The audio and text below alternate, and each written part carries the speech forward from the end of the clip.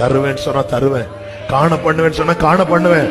ஆனா ஆபிரகாமே, நீ எனக்கு முன்பாக நடந்து கொண்டு உத்தமனாயிரு.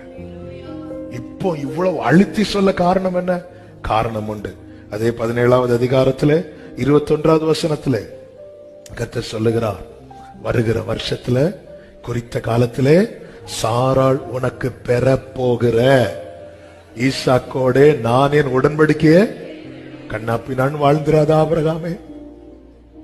அவர் 99 வயசு தாத்தா கிட்டையே ஸ்ட்ரிக்டா பிடிக்கிறார்னா,